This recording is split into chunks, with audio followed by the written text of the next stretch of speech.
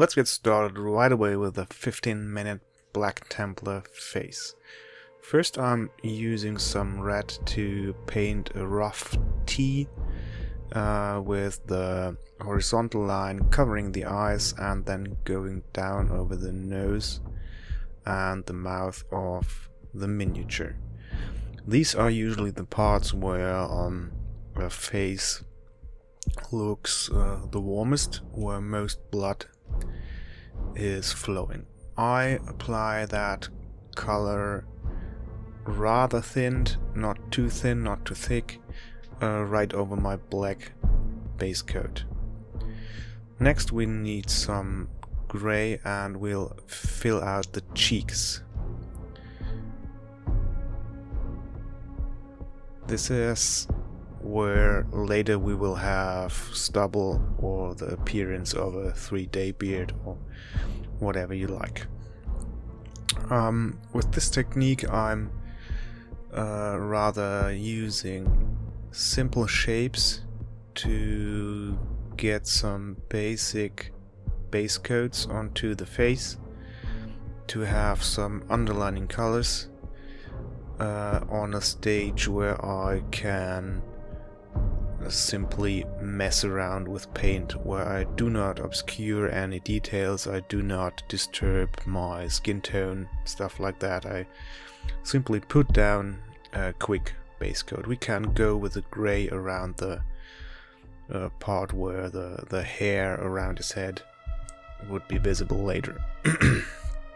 I use a thin line of blue around the eyes because there would be skin tied on the bone, and we usually see blue veins shining through that area.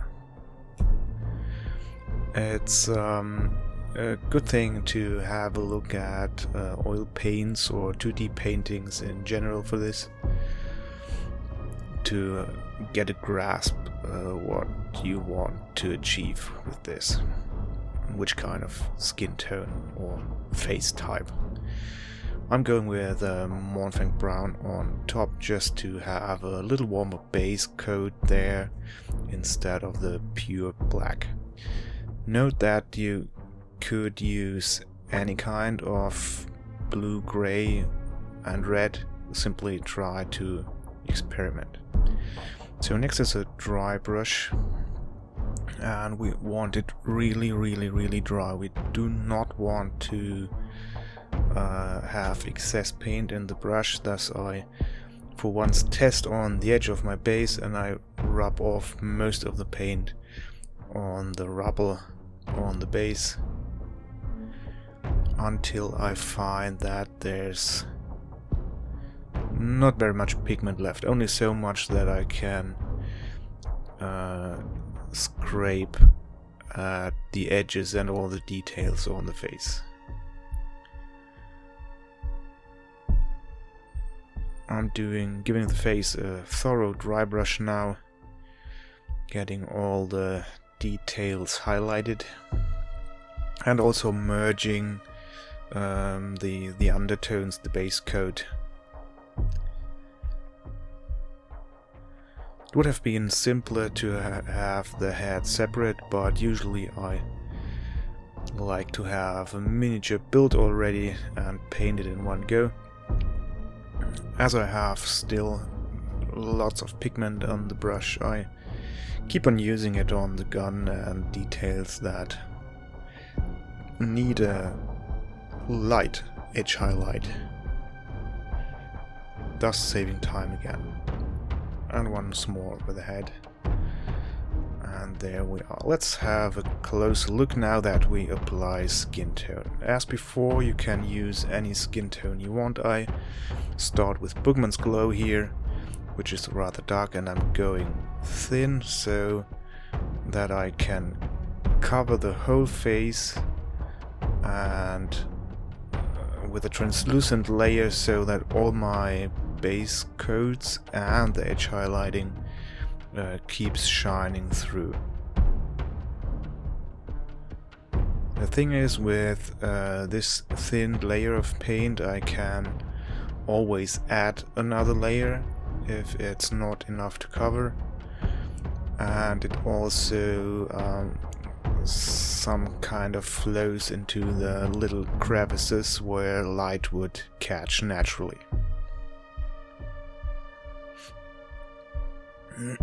Also note that with a black base coat, this miniature will look, or the face of this miniature would look rather dark. You could of course go with a light grey or even white base coat on the face, thus the blue, red and grey would shine a little bit more. Also try to vary the consistency of your paint, going thin where you want it translucent, and go with it a little bit thicker where you want more coverage.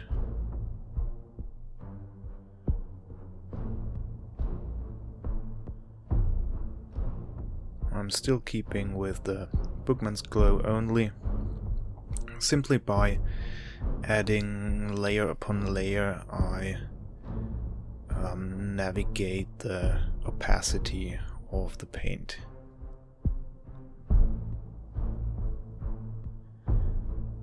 Now with a very thinned down dark brown I fill in the lower shadow on the jaw and the kind of shadow line around the technical details, like his headset, and I also glaze on the left side of the face so it is a bit darker and creates a natural lighting here. Then mix red with my skin tone to further refine the area around the eyes. Give a little bit warmth that we lost when dry brushing. Once again I use rather thin paint here. This means I can push around the pigments for quite a long time, and if I make a mistake and am quick enough, I can simply pick it up again with a wet brush without leaving any stains. Going in with a bit of pure Bookman's Glow here, you can, well, at this stage I didn't add any white or bone yet, so the overall appearance is rather dark.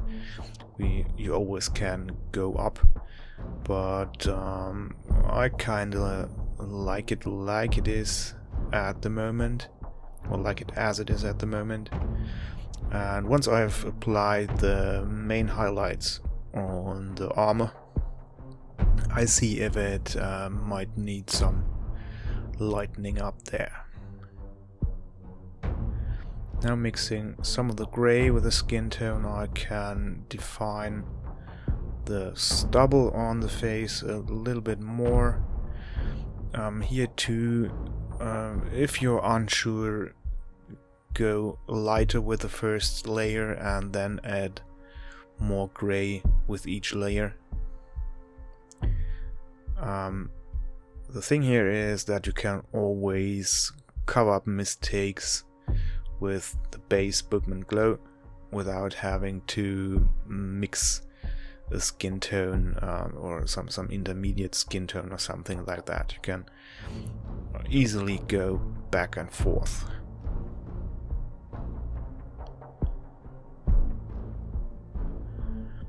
So far the face won't have any details like teeth or eyes or stuff like that.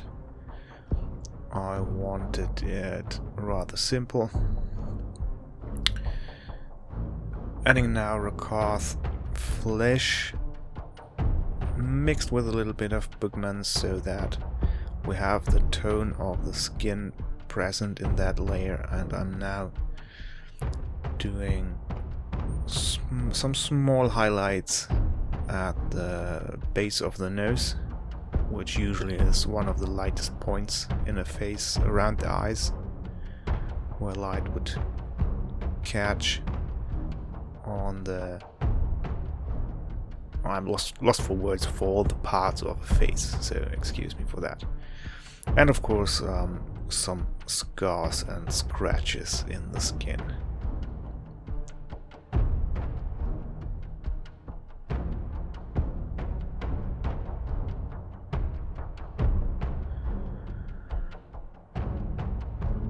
Can go in with pure recast flesh, or you can go upwards to bone or whatever you like. I'm doing a second thin layer, easily rubbable away with your thumb, or as said before, with a damp brush.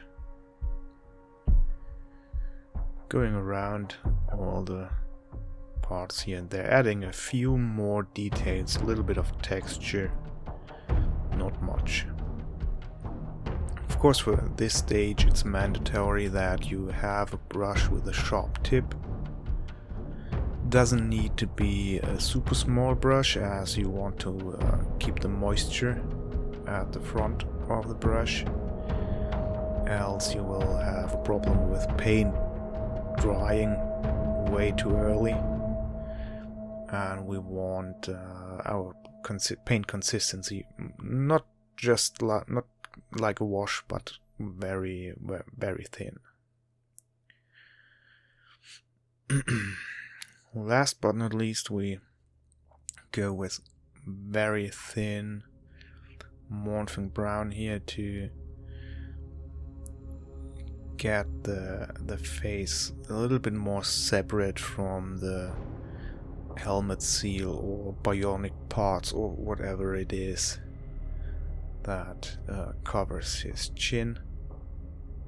Using it like a wash here, and the warm tone of the brown has the effect of giving us a contrast there without being too dark, adding a little bit more interest between the rather cold gray area of the skin there and the dark black applications. I also go over the full left side of the face again to give it a warm shadow. This only works when your paint is almost translucent. You will immediately see the effect that has, because the pigments will dry very fast. Wherever there's needed a bit more of definition, I go in with pure Abaddon black, or mix it into my tones wherever it is needed.